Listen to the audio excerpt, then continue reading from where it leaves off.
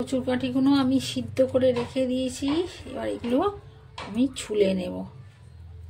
এগুলো পরিষ্কার করে খোসাগুলো ছাড়িয়ে নেব। নিয়ে দেখুন কি করব। কচুরকাঠিটাও সব ছাড়ানো হয়ে গেছে। চিংড়ি মাছটা কোটা হয়ে গেছে। এতে নুন হলুদ মাখাবো। আর এইগুলো মিক্সিতে আমি বেটে নেব। টমেটো, পেঁয়াজ কুচি,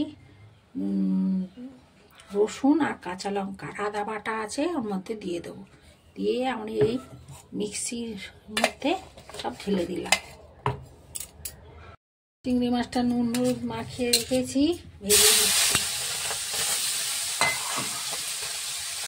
চিংড়ি মাছটা ভাজা হয়ে গেছে, তুলে নেব। দুটো তেজপাতা, 8টে জিরেটা দিয়ে দিলাম। বেটে রেখেছিলাম দিয়ে দিলাম। পেঁয়াজ, রসুন, টমেটো, কাঁচা লঙ্কা, আদা,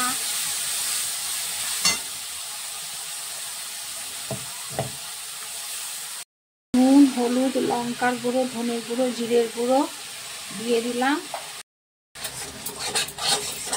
ভালো করে কষে নিতে হবে। তেল বেরোনো পর্যন্ত অপেক্ষা করতে হবে। তেল বেরিয়ে গেলে তারপর আমি কচুরকাঠিটা দেব।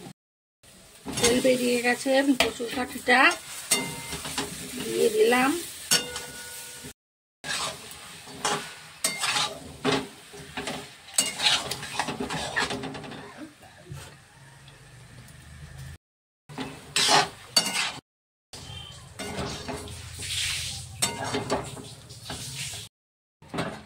গরম জলটা দিয়ে দিচ্ছি অল্প করে।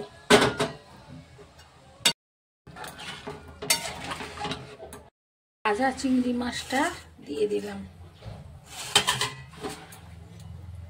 চিংড়ি মাছ দিয়ে কচুরকাঠি কষাটা হয়ে গেছে। ভালো লাগলে চ্যানেলটাকে সাবস্ক্রাইব করবেন, লাইক করবেন এবং কমেন্ট করতে যেন ভুলবেন না।